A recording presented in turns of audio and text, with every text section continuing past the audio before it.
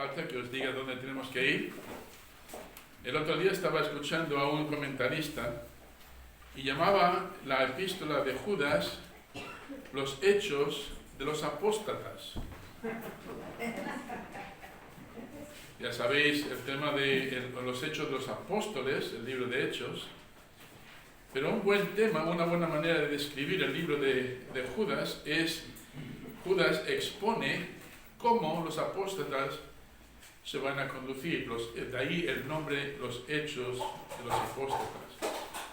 La semana pasada empezamos mirando los versículos 3 al 7, ya hemos empleado un tiempo en los versículos 1 al 3, y hoy quisiera seguir con los ejemplos que Judas nos da de cómo van a ser castigados esas personas que, digamos, empezaron bien, pero luego se apartaron del Señor y luego incluso renegaron de la fe. Así que si tienes tu libro, tu Biblia ahí abierta, en el libro de la epístola de Judas, quiero que veas conmigo los versículos 3 hasta el versículo 7. Dice: amados, por la gran solicitud que tenía de escribiros acerca de nuestra común salvación, me ha sido necesario escribiros exhortándoos que contendáis ardientemente por la fe que ha sido una vez dada a los santos. Porque algunos hombres han entrado encubiertamente, los que desde antes habían sido destinados para esta condenación, hombres impíos, que convierten en libertinaje la gracia de nuestro Dios y niegan a Dios, el único soberano, y a nuestro Señor Jesucristo. Mas quiero recordaros que una vez lo habéis sabido, que el Señor, habiendo salvado al pueblo, sacándolo de Egipto, después destruyó a los que no creyeron. Y a los ángeles que no guardaron su dignidad, sino que abandonaron su propia morada, los ha guardado bajo oscuridad en prisiones eternas para el juicio del gran día, como Sodoma y Gomorra y las ciudades vecinas, las cuales, de la misma manera que aquellos, habiendo fornicado e ido en pos de vicios contra la naturaleza, fueron puestas por ejemplo, sufriendo el castigo del fuego eterno. Vamos a tener una palabra de oración. Padre nuestro, ya hemos visto uno de los ejemplos. La semana pasada pudimos ver, Señor, el ejemplo que nos presenta aquí Judas de Israel, cómo fueron liberados de la esclavitud de Egipto y sin embargo, en vez de poner su confianza en ti y seguirte a ti, Señor, seguir los mandamientos que tú habías dado a Moisés, empezaron a mirar atrás, empezaron a querer desertar, querían volver a Egipto. Y Señor, tú no tomaste esto a la ligera, tú siempre has tomado muy en serio la fe, la confianza en ti, y la falta de confianza siempre, Señor, va a traer castigo.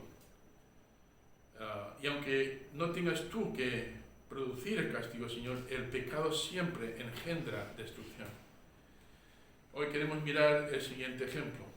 Ayúdanos, Señor, a aprender de estos ejemplos. Pues, Señor, Judas utiliza estos ejemplos para advertirnos a nosotros, para que nos mantengamos en el cauce firme, Señor, en tu palabra, y seamos incluso capaces de defender, Señor, las doctrinas bíblicas, las doctrinas de la fe cristiana.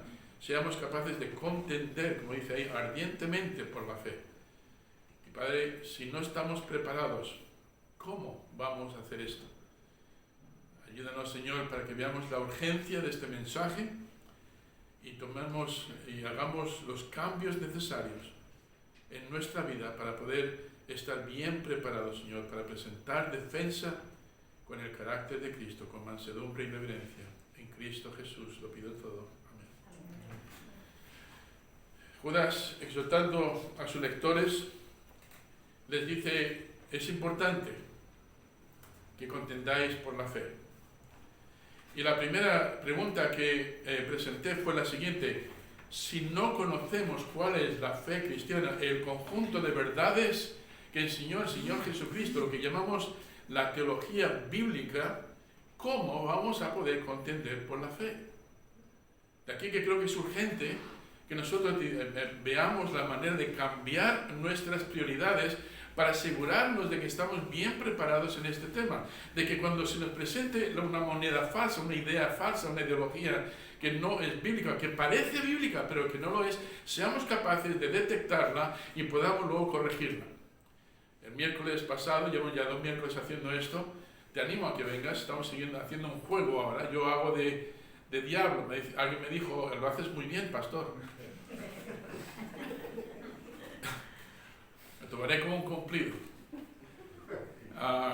Y lancé una serie de ideas utilizando versículos bíblicos para desafiar a la congregación. Y muchos se quedaron como un témpano de hielo, se quedaron fríos, no supieron qué contestar. Así que para prepararos para la semana que viene, para este miércoles, os di unos papelitos con alguna declaración que suelen hacer en este caso la Iglesia Católica sobre sus malas prácticas. Ellos lo llaman buenas prácticas, pero presentan ahí unas ideas y unos versículos de respaldo, y nosotros debemos ser capaces de decir, ahí hay un error y el error está aquí y déjame que te corrija.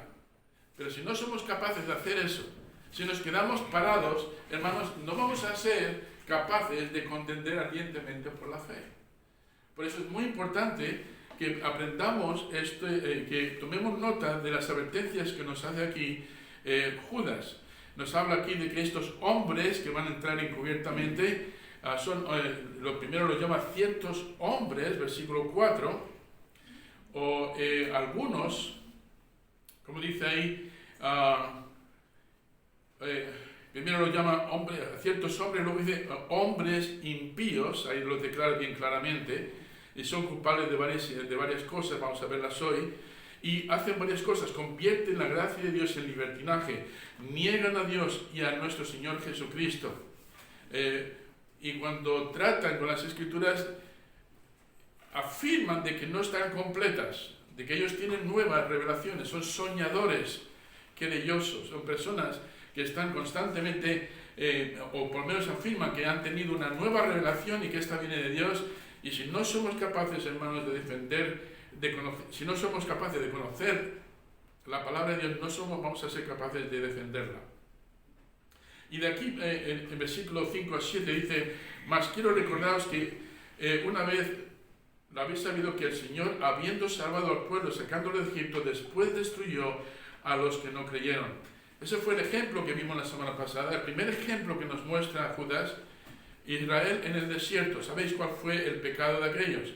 Salieron de Egipto casi a regañadientes, y una vez ya cruzando el Mar Rojo, allí en el desierto, el Señor les dijo, es importante que estudiemos la tierra de Canaán, ese es nuestro destino, esa es nuestra meta, y mandaron a 12 espías, 40 días después volvieron, y 10 de esos espías le trajeron un informe negativo, vieron las cosas desde el punto de vista humano, no desde el punto de vista divino, y dijeron, no vamos a poder hacer esto, es mejor que volvamos a Egipto.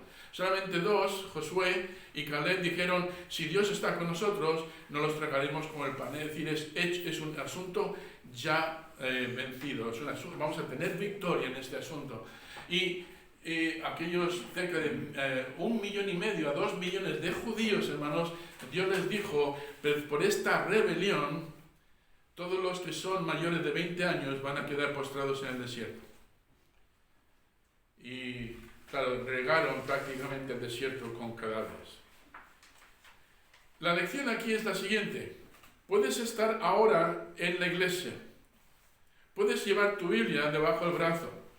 Puedes tener tu nombre en el registro de membresía. Puedes tener, hermano, puedes tener muchos versículos en la Biblia, en tu boca. Puedes incluso haber sido bautizado. Pero hay completa seguridad de salvación. Porque muchas personas saborean, los apóstatas, oyen, reciben, se meten y luego dan la vuelta atrás. Niegan la fe. ¿Cuántas personas hemos conocido ya a lo largo de nuestra vida?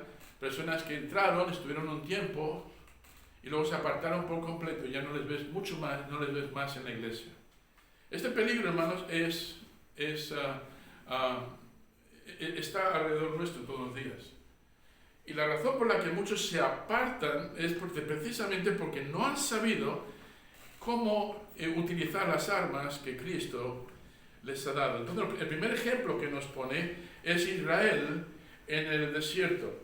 Y los efectos de su incredulidad, mirad conmigo, versículo 5, lo vemos aquí en el versículo 5, mas quiero recordaros, ya que una vez lo habéis sabido, que el Señor, habiendo salvado al pueblo, sacándolo de Egipto, después, ¿qué pasó? Destruyó a los que no creyeron. Escucha, hermano, Dios toma muy en serio la falta de confianza, la falta de fe. Sin fe es imposible agradar a Dios. Podemos, insisto, quiero afilar muy bien la espada. Podemos estar aquí y aún así estar actuando en incredulidad. Entonces, ¿qué pasó? ¿Cuál fue el efecto de su incredulidad? Pues destruyó a los que no creyeron. Y si miráis conmigo rápidamente, guardad vuestro sitio ahí, quiero que vengáis conmigo a Hebreos capítulo 3, versículos 18 al 19, capítulo 3, versículos 18 al 19.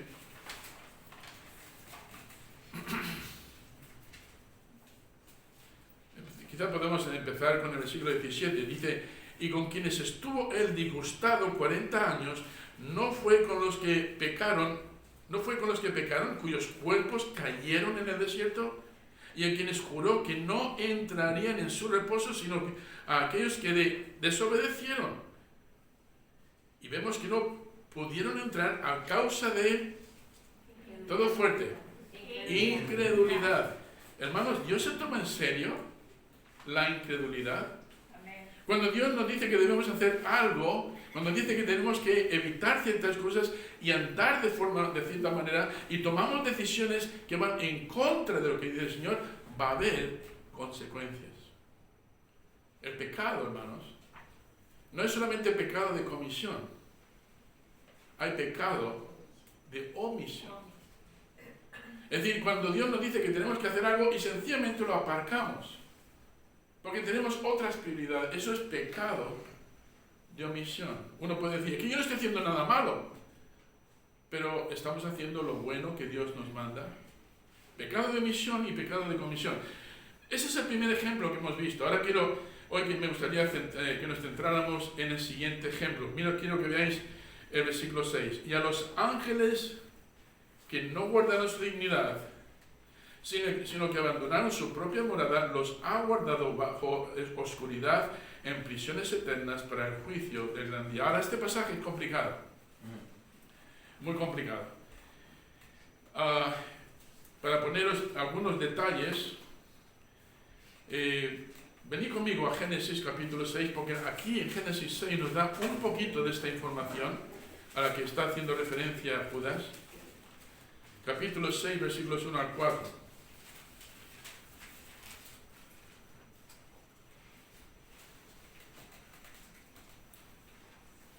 Es a esto a lo que está apuntando Judas. Dice, aconteció que cuando comenzaron los hombres a multiplicarse sobre la faz de la tierra y les nacieron hijas, viendo los hijos de Dios que las hijas de los hombres eran hermosas, tomaron para sí mujeres, escogiendo entre todas. Y dijo Jehová, no contenderá mi espíritu con el hombre para siempre, porque ciertamente él es carne, mas serán sus días 120 años. Había gigantes en la tierra en aquellos días, y también después que llegaron los hijos de Dios a las hijas de los hombres, y les engendraron hijos. Estos fueron los valientes que desde la antigüedad fueron varones de renombre. Hay tanto debate sobre ese pasaje. Hay mucho debate. Y al mencionar, y se complica todavía más cuando vemos el nombre de Enoc. Versículo 14, de estos también profetizó Enoc, séptimo desde Adán, diciendo, he aquí vino el Señor con sus santas decenas de millares para hacer juicio contra todos y dejar convictos a todos los impíos de todas sus obras impías que han hecho impíamente. Ahí la palabra impía es repetida. Enoc fue profeta, y él mencionó estas cosas y hace mención a lo que Enoc profetizó. ¿Dónde encontramos esa profecía? No la vas a encontrar en el canon bíblico. Y Judas está haciendo referencia a escritura extra bíblica, a escritura que se produjo en el año 300 antes de Cristo. Hay algunos que dicen, pastor, tenemos el primer libro de Enoc, segundo libro de Enoc y el tercero, que es el libro de los Watchers, de los observadores. Esos libros son canónicos, son apócrifos, ¿qué son? Son pseudo-apócrifas, son libros que fueron escritos por ciertas personas, pero que luego atribuyeron esos libros a Enoc. No fue Enoc el que los escribió. Y aquí Judas está haciendo referencia a cosas que vienen en esos libros, no porque dé autoridad a esos libros, autoridad canónica, o sea, de inspiración bíblica, sino como de la misma manera que el apóstol Pablo utilizó ejemplos de los filósofos, de los poetas de Grecia. Y lo hace para captar la atención de su audiencia, que todo esto estaba muy fresco en su mente. Pero de esto vamos a hablar un poquito más en detalle más adelante. No quiero confundiros. Lo que quiero que veáis aquí, hermanos, es que estos, los llamados hijos de Dios, en realidad, si lo comparas sobre todo con Job capítulo 1, mirad conmigo Job capítulo 1,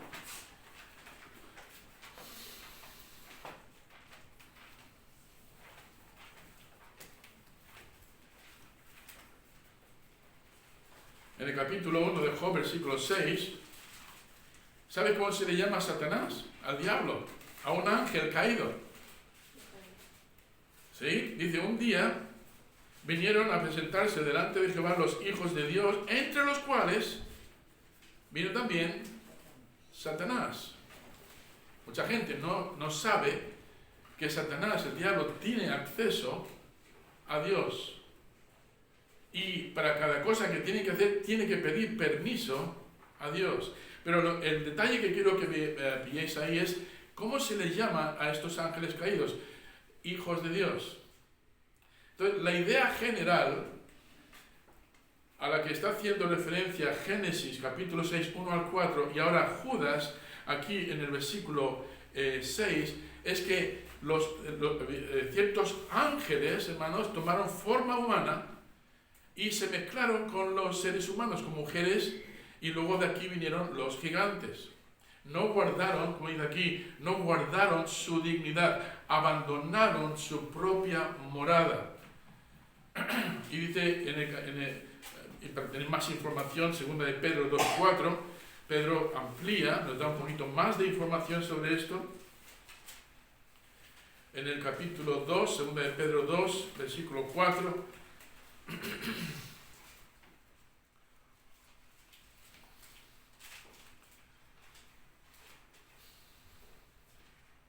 y es así, porque si Dios no perdonó a los ángeles que pecaron, ahí ya nos lo da un poquito más claro, ¿verdad? Sino que arrojándolos al infierno los entregó a prisiones de oscuridad para ser reservados al juicio. Da a entender, hermanos, que cuando Satanás se rebeló contra Dios, se llevó consigo una tercera parte de los ángeles del cielo. Y habían algunos ángeles tan malvados que Dios los metió inmediatamente en prisiones de oscuridad. Satanás ahora tiene libre acceso para moverse, como lo vemos ahí en 2 de Pedro capítulo 5, 8 y 9. Satanás anda alrededor buscando a quien devorar. Satanás no está en esas prisiones, pero sí vemos que hay ciertos ángeles que están guardados en prisiones de oscuridad. Y todo porque sencillamente se rebelaron en contra de Dios. La idea general aquí es que, hermanos, la desobediencia a Dios siempre trae consecuencias. Esa es más o menos la línea que viene cubriendo Judas con los ejemplos que nos da aquí. Primero con los israelitas que no quisieron entrar en la tierra prometida cuando Dios les dijo que debían entrar, ellos se echaron atrás, hubo consecuencias.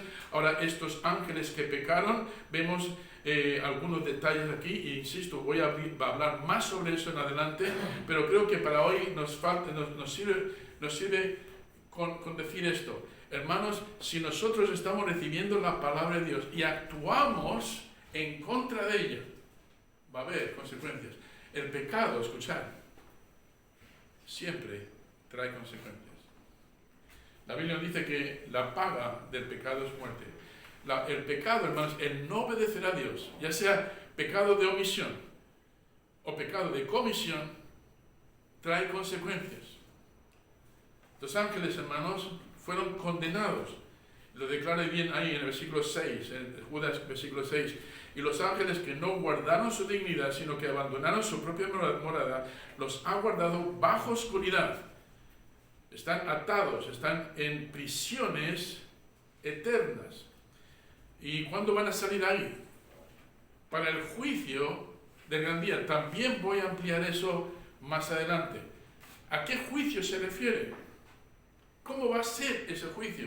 Por cierto, en ese juicio no solamente van a estar esos ángeles que desobedecieron y aquellos que también en Sodoma y Gomorra también desobedecieron, y los judíos que también desobedecieron. Hermanos, ahí van a estar todas las personas que no han recibido a Cristo como Salvador.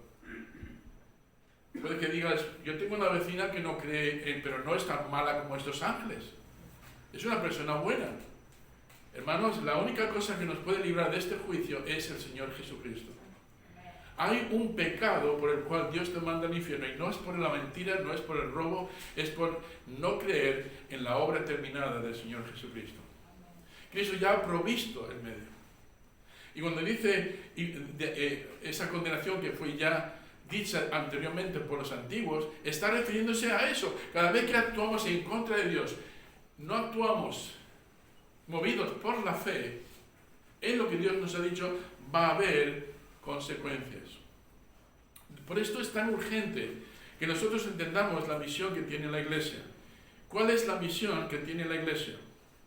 Algunos piensan, y si no lo dicen con la boca, lo hacen con sus hechos, piensan de que es venir de vez en cuando, escuchar mensajes, salir por la puerta y no ver más a nadie, y no hacer nada. Eso sería pecado de misión.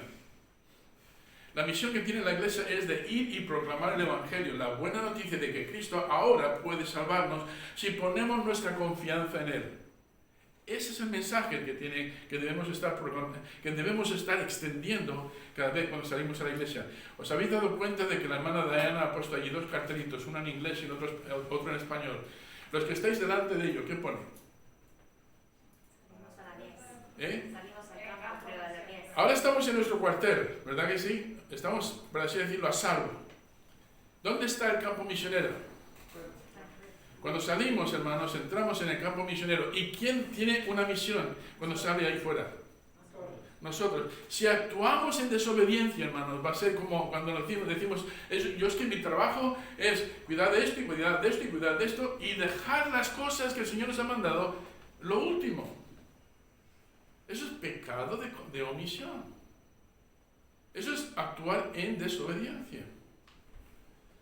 No me quiero meter mucho más ahí, pero quiero que entendamos, hermanos, que Dios siempre toma en serio la falta de fe, la falta de confianza en lo que Dios ha mandado. Hasta el punto de que a veces podemos ver en la iglesia a personas que llevan años y años y años y años sin haber recibido a Cristo como Salvador. Les preguntas, si tú fueses a morir ahora, ¿dónde irías? Y dicen, no lo sé. Bueno, es una respuesta legítima, pero es que podemos saberlo. Dios nos ha dado la respuesta a eso. Y es de decir, no lo sé, pero quiero saberlo, ¿qué tengo que hacer para ser salvo? En vez de darse la vuelta y seguir en esa ignorancia. Hermanos, cuando damos la vuelta y no recibimos ese regalo, estamos prácticamente respondiendo de la misma manera que estos ejemplos que vemos aquí. El Señor está invitando a que demos paso de obediencia. Si no eres salvo, de ser salvo hoy. Muchas personas se quedan en el umbral de la salvación. en el marco, y nunca llegan a entrar para recibir esa salvación. Yo te invito a ti, querido amigo, que si no tienes seguridad de tu salvación, hoy soluciones eso. Hoy es el día de tu salvación. No seamos como aquellos que, estando tan cerca de Canaán, se dieron una vuelta.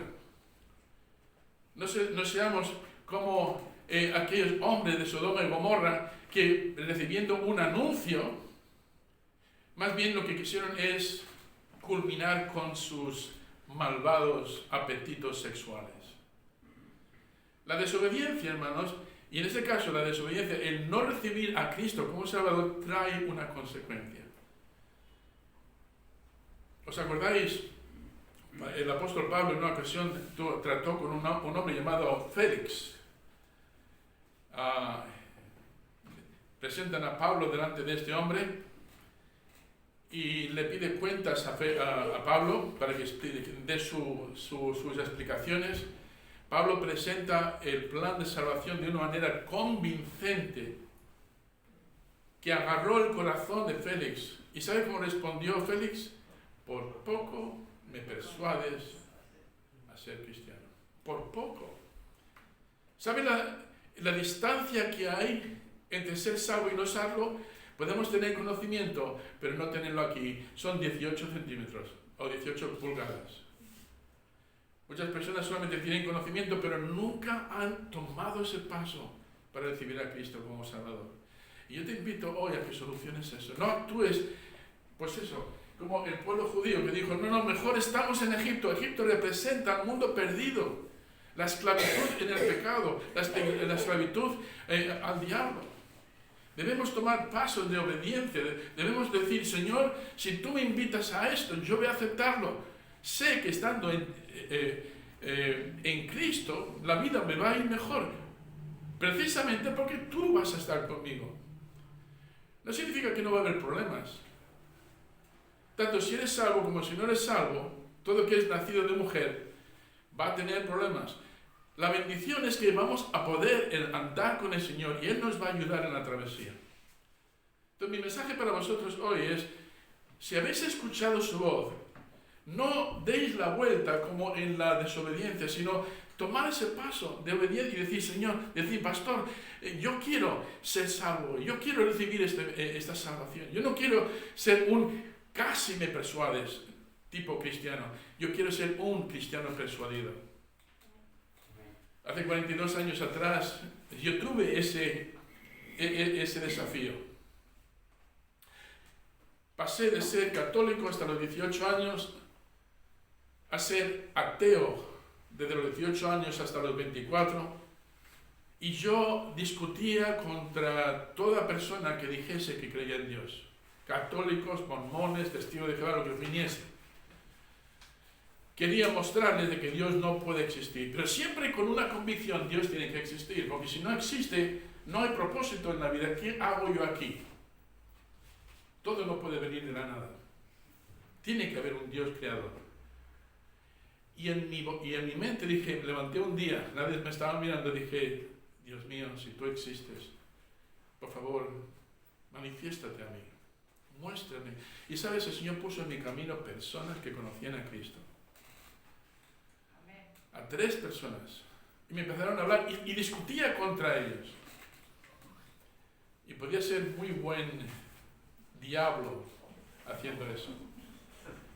Hasta que un día, hermanos, ya con la convicción del Espíritu Santo, me di cuenta de que el amor de Dios me estaba atrayendo a Él para recibir su gracia, la salvación. Y a estas mismas personas con las que yo discutía ardientemente en contra de Dios, les dije, yo necesito lo que tú tienes. Primero fue el hermano Esteban Paico, el que me testificó. Fue miembro de la Iglesia Bautista de Torrejón de Ardoz en Madrid.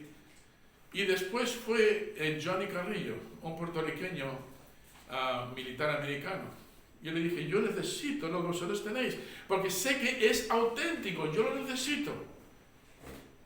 El hermano Steve me llevó a su casa, recuerdo que fue el 4 de noviembre de 1980 a la 1 de la tarde, era la hora de comer, Y él me explicó una vez más, siguiendo el camino de Romanos, en el libro de Romanos, cómo yo podía pasar de la muerte a la vida. Cómo podía pasar el umbral y tener seguridad de mi salvación. Y finalmente él me miró, después de explicarme eso, me dijo, Sammy, la pelota está en tu cancha. ¿Qué vas a hacer? Wow. Y valorando todo lo que había escuchado, dije, estoy preparado. Ahora es el momento. Él me presentó en oración al Señor, como si fuese un amigo que quiere presentar a otro amigo. Y luego levantó su rostro, me miró a mí y dijo, este es el momento. Yo casi, hermanos, me clavé de rodillas en el suelo, cosa que no era típica en mí, y saltaron las lágrimas de mis ojos y dije, Señor, perdóname por haberte estado ignorando durante tanto tiempo. Tú me has estado llamando con tu amor. Tú me has estado guiando, has estado poniendo personas en mi camino. Ya no voy a oír más. No voy a dejarlo para otro día. Hoy, Señor, te pido que te conviertas en mi Salvador y mi Señor. Aquellas lágrimas se convirtieron en gozo, en alegría, y esta persona que era prácticamente un extraño para mí, Steve, de repente le vi como un hermano en Cristo. Nos dimos un abrazo en gozo, y luego me presentó al resto de la familia en Cristo. Ahora ya por fin sabía que había pasado el umbral. Ya no estaba huyendo, buscando excusas o ignorando la invitación. Ahora era el momento de tomar una decisión. Y déjame decirte, si tú no has pasado por ese umbral, hoy es el día en que tú tienes que pasar por ese umbral. Y decir, Señor, yo quiero hoy ser salvo. ¿Qué vas a hacer? De aquellos que desobedecieron, se dieron la vuelta y querían volver a su vieja vida, o de aquellos que dijeron, sí, Señor, en obediencia a lo que tú me pides, yo voy a aceptarte hoy como Salvador. Hay mucho más aquí que no estoy ahora mismo explicando, pero esta es la aplicación. En las iglesias evangélicas hoy hay muchas personas que se llaman cristianas que nunca fueron salvas, que nunca nacieron de nuevo. Son personas religiosas, son personas que están activas en sus iglesias, pero que nunca recibieron a Cristo como Salvador. Si tú sientes que eres una de esas personas, querrías hoy tomar un paso de fe. Querrías tomar un paso y decir, Sammy, yo no voy a jugar más a esto, al ratón y al gato. Hoy yo quiero dar ese paso de fe. Yo sé que a Dios le agrada que actuemos con fe, con confianza. Y yo voy a aceptar esa invitación. Yo hoy quiero esa solución para mi vida. El tiempo se nos está yendo rápidamente, pero quiero dejarte una cosa clara. Después del culto, si sientes que el Señor te ha hablado, si te das cuenta de que tú no tienes seguridad de salvación y quieres esa seguridad, no des la vuelta, sino de decir, Sammy, yo ya estoy preparado, yo no voy a seguir ignorando esto. Yo necesito urgentemente que el Señor entre en mi vida y se convierta en mi Salvador. ¿Cuántos aquí esta mañana dirían, sí, eso es para mí? Estás hablando de mí, Sammy. Y yo no voy a huir hoy, yo voy a actuar con fe, con confianza. ¿Sabéis que la salvación es por gracia, por medio de la fe? Es un regalo de Dios, no se puede merecer, pero se recibe por gracia. Pero el modo que entra en nuestra vida es cuando nosotros actuamos confiando en eso, en lo que Cristo ha hecho por nosotros. Así que, aunque no vayamos mucho más adelante, quiero dejar esta invitación hoy delante de nosotros, a cada uno de nosotros. Tienes 100% seguridad de que si fueses a morir hoy, irías al cielo. Si dices, pastor, no lo sé, dame por favor la oportunidad para mostrártelo, para que puedas tener esa seguridad. No actúes con incredulidad. No cometas el pecado de omisión. Dejar esta invitación a un lado y seguir con tu vida, porque no tenemos garantía de que vamos a vivir un día más. ¿Quién tiene garantía de que va a vivir un día más?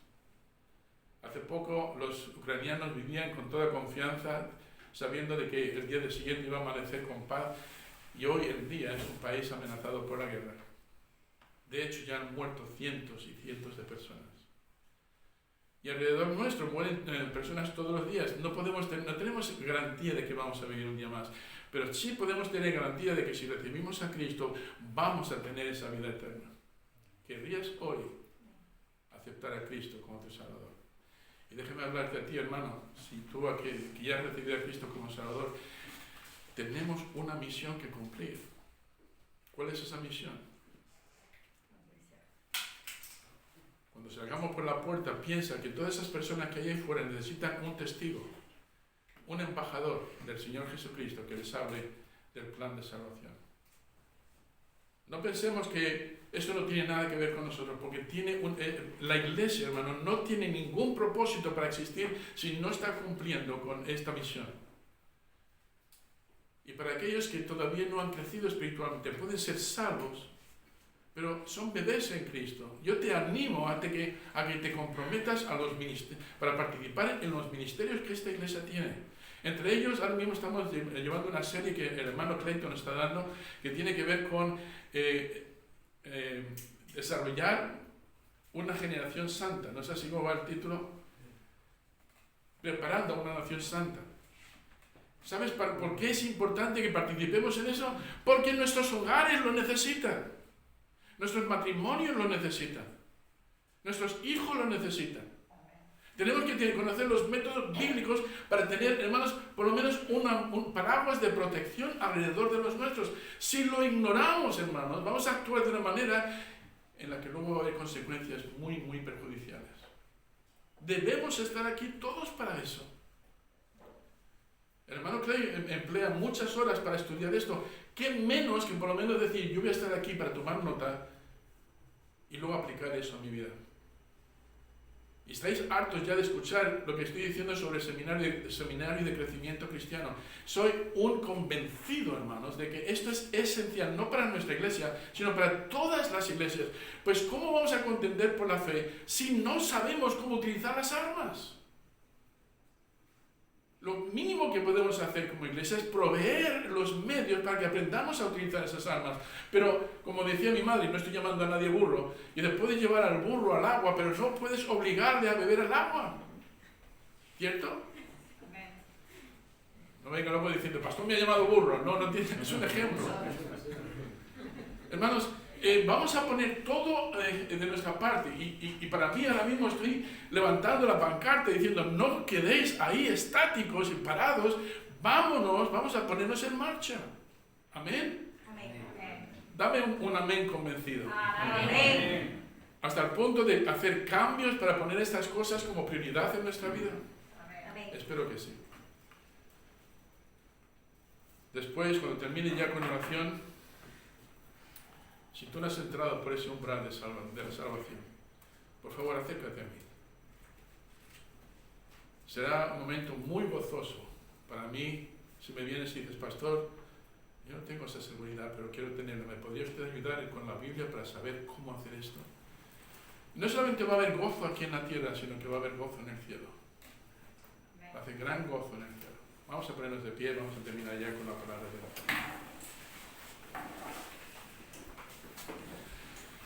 Señor y Padre Celestial, no era este el camino que yo tenía preparado para este mensaje. Quería ampliar lo que Judas enseña aquí para tener mayor conocimiento, pero tiene esto una aplicación urgente para cada uno de los que estamos aquí esta mañana. Yo creo que por eso, Señor, me has movido a enfatizar estos puntos.